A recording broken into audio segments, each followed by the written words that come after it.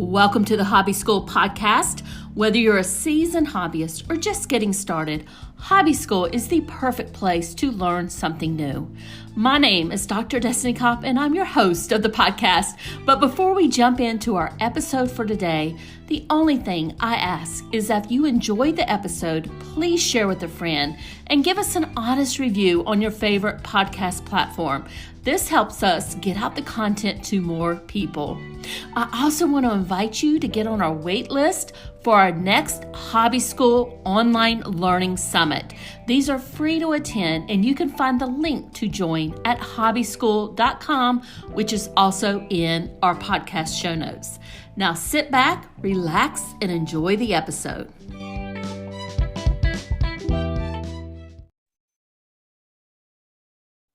And my special guest today is Jessica Eastman Stewart. Jessica is the founder of Joyfully Managed Family and a mother of 2 elementary-aged children based in Northern California. She is a former classroom teacher who supports parents to create systems and routines to build in more joy and ease to the challenging work of running a home. And Jessica, I am super excited to chat with you today, especially about this topic, because we're going to be talking about tips for traveling with kids. And we have 3 trips planned for this summer with my kids. So this is a very timely conversation for me in particular. My kids are a little bit, I think, older than yours. They're in middle school, but honestly, I think that's worse because they stay in the backseat and they fight constantly. So I'm very interested in getting all of your tips about how to make traveling with kids much easier. But before we get into all the questions I have for you, can you tell the audience a little bit more about you, how you help people, but how you really got into this? Yeah. Well, it's really great to be here. Thank you for having me. I have 2 kiddos. They are currently 7 and 8. And I help people get organized at work and at home, essentially. And I started my career as a classroom teacher. I was a nonprofit executive for many, many years. And I just found myself being, the kind of person who lots of folks would come to me to ask for tips about how to, be more productive or effective at work, but also at home. And so now I get to spend all of my time helping people with that. And it is such a joy. So tell me a little bit about the kinds of travel you do with your family. I know I believe you go like all over the world. So kind of set the stage for us about what you've been doing in terms of traveling with your kids.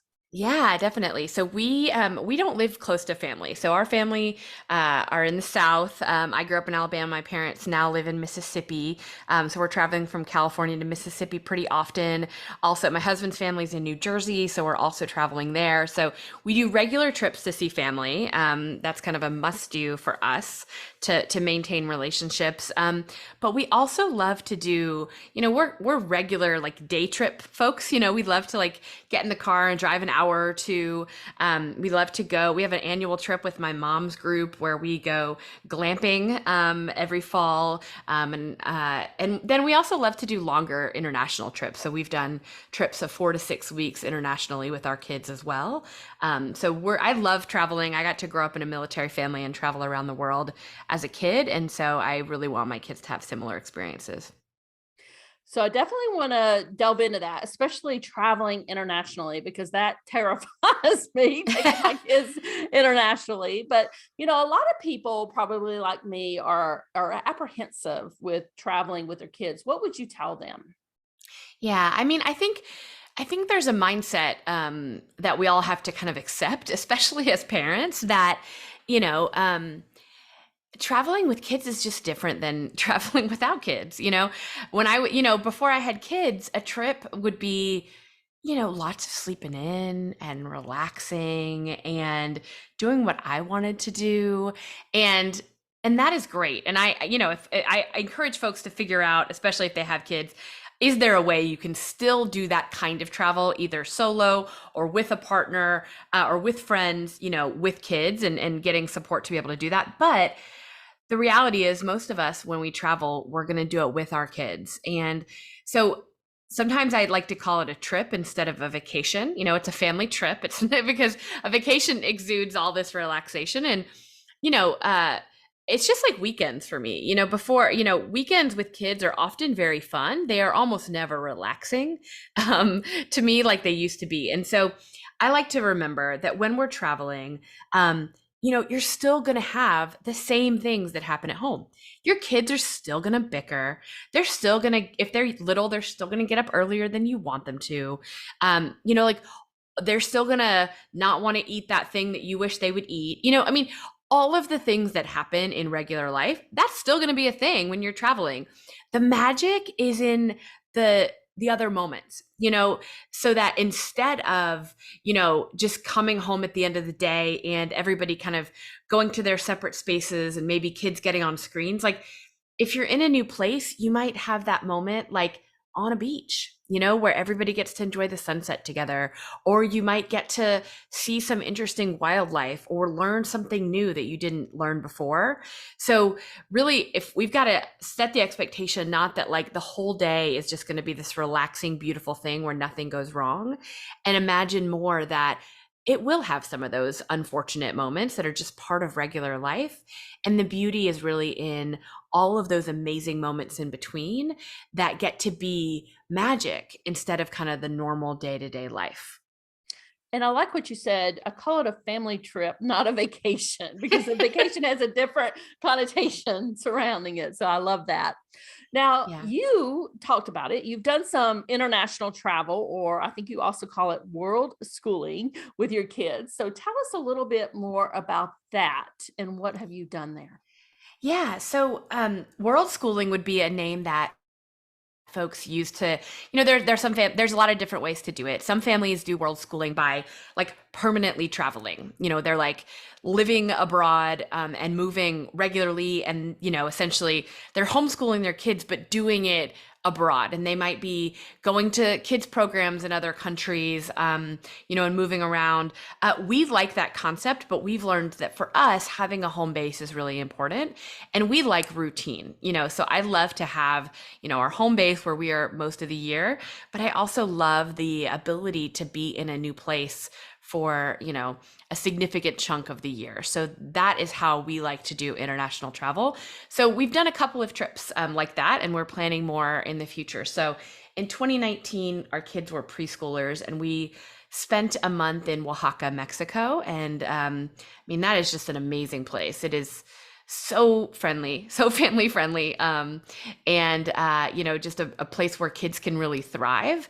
And we found a preschool that was willing to take kids for a drop-in month, and kind of then built our lives around that. We found a nearby Airbnb. It was $25 a day. It was a beautiful home. The preschool was, I think, $200 for the month, which is different than the price of the San Francisco Bay Area where I live, quite a bit. And we just lived there a month. We at the time we had jobs that weren't, you weren't able to do permanently remotely, but we were both able to make it temporarily work remotely. So we are lucky that we have jobs like that. We're not firefighters or nurses or anything that requires to be always in a certain place. So we were able to temporarily make our jobs remote, and we took some of that time as vacation as well. So we were just really unplugged. But while the kids were in preschool, we just worked. And then last summer, the summer of 2022, we spent 6 weeks in the Dominican Republic. And there's a school there, in Cabrera, and our kids spent 6 weeks going to that school. And we found some nearby housing, and that was just an amazing trip. We also did a combination of working remotely and taking some vacation time, and just being able to settle in and get to know folks and have neighbors and build some temporary routines, but get to know a new community and figure out what's our favorite grocery store here. It was just really amazing, and also again just a really family friendly place.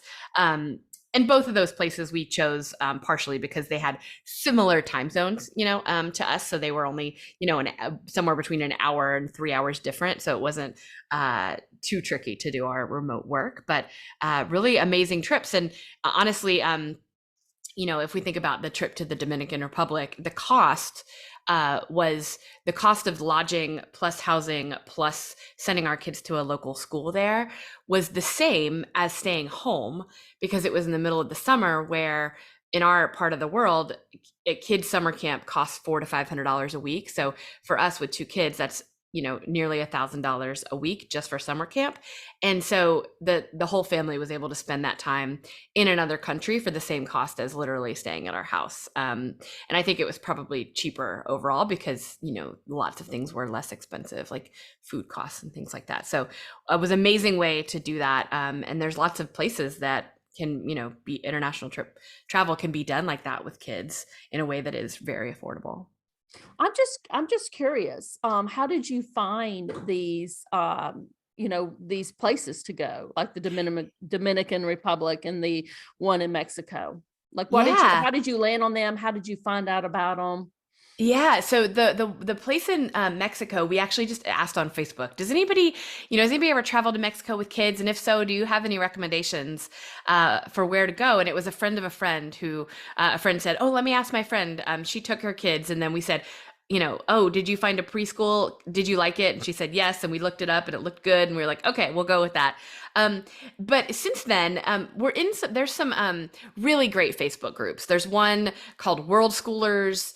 So if folks are interested, Facebook groups can be a really good way to stay connected. There's programs in Egypt and Japan and many in Mexico and Costa Rica. So Facebook groups have been just searching for World Schooling or World Schoolers or Travel with Kids can be a really great way to go in and then just search for different topics you're interested in, and you'll find folks talking about places they like to go and schools that their kids drop into and how much they cost and all sorts of things like that. Now, do you find it's easier to do this when your kids are younger, before they get into like middle school and high school, or what is your recommendation there? Yeah, well, it's certainly easy. We found it really easy to travel with our younger kids because it didn't really matter if they missed, a couple weeks of preschool. It's a little different once they get to elementary school and just pulling them out of school. Not that you can't do that, but there's a different feeling about that. So now we focus most of our travel in the summertime. I think, I had a friend who recently traveled around the world for a family gap year, they called it. Their kids are high school age, and the whole family just took a year off and traveled around the world. They planned that for a while, and I think they had a really positive experience. So I think it's actually a little easier with slightly older kids. I certainly have never been a parent to middle schoolers, so I'll have to get back to you in a few years on that. But I think that, there's the benefit of the babies. Babies are so portable. You can just kind of carry them around and do things, and they nap a lot. The little kids need more hands-on attention. This summer in Dominican Republic, our kids were old enough to just kind of head out into the yard and play with other kids. And, we could just check in on them every once in a while, or some other family would be feeding them dinner. And we're like, oh, great. Thanks for taking care of that with them. So it was nice to, they were a little bit more independent. So I really think it can be different, magical at all the ages, but probably different in different ways. So let's just say somebody is very interested in getting started. Where would you recommend they start? Yeah, that's a great question. I think if you haven't done a lot of travel with kids, like starting small is a great way to do it. Planning that weekend trip, finding the affordable Airbnb or hotel to go to, if it's got a fun pool for the family, I think it's a good way to start. If you're interested in the international travel, I would definitely get some online advice in Facebook groups or just by Googling World School and see what you can find.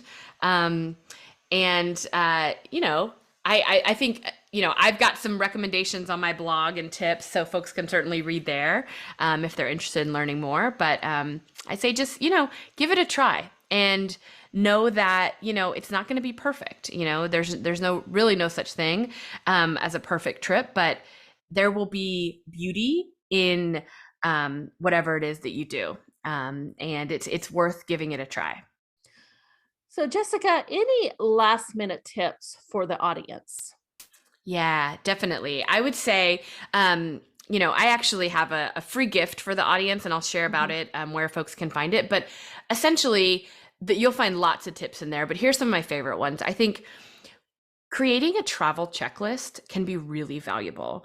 And so, especially if you travel a lot, your family's traveling, 3 to 5 times a year, then having a checklist of, have we booked lodging? How are we getting to the airport if we're doing that? Where are the kids going to sleep if they're little and you might need to think about bringing a crib or renting a crib, a checklist that reminds you what to do to plan a trip.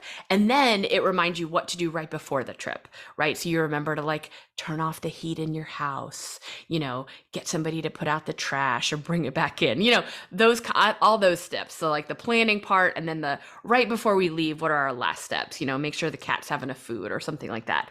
I encourage folks to leave things that you travel with like in your suitcase, just permanently, right? Like if you have a laundry bag that you like to put laundry in when you're on travel, just let that live in your suitcase so that it's always there whenever you want to travel. And I even encourage folks to pack a little bag of like a small amount of like all the medicines you might need on your trip, and just leave that in your suitcase so that, on any trip you're going to have, a little bit of NyQuil and a little bit of ibuprofen and some Band-Aids and a little bit of, anti-diarrhea medicine and all the things that might get you kind of over the hump if you suddenly end up feeling not so well in the middle of the night or something, before you can get to a store.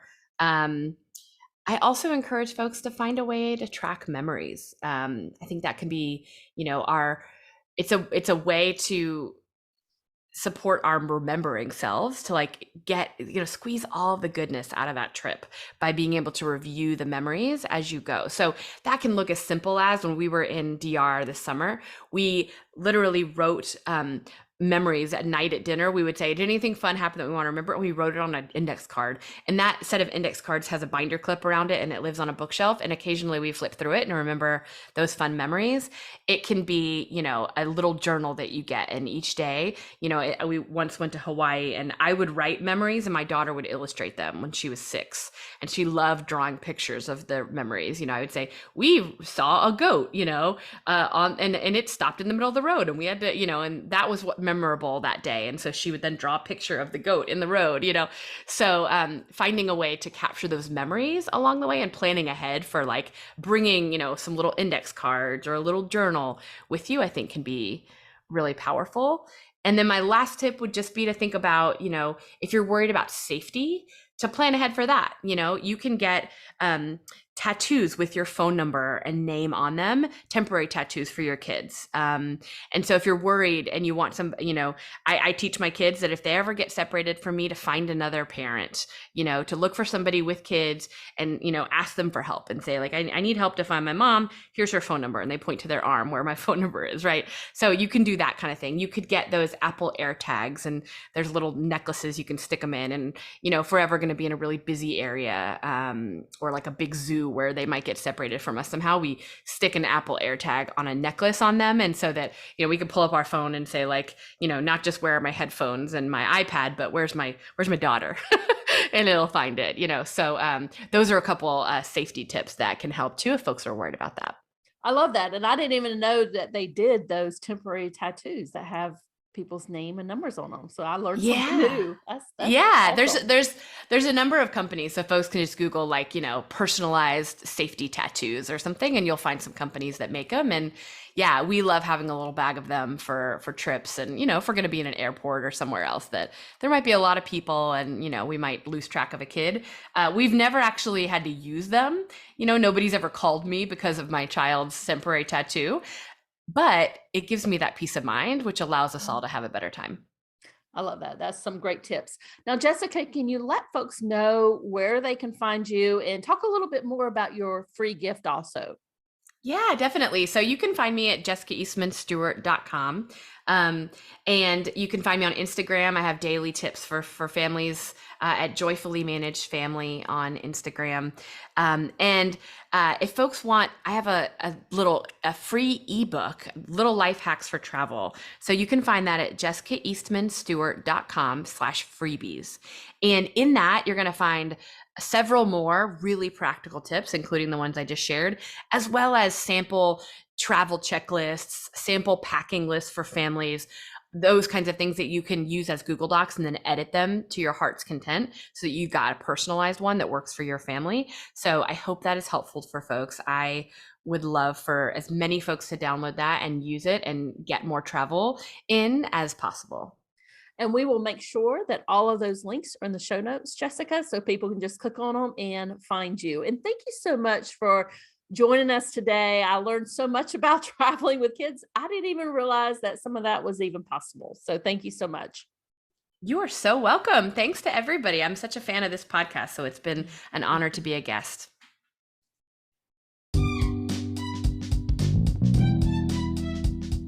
Thank you so much for listening today. Don't forget to sign up for the waitlist so you'll be the first to know when our next free Hobby School Online Learning Summit launches. The link is in the show notes for this episode, or you can go to hobbyschool.com, and that's Hobby School with school without an H in it. Talk soon.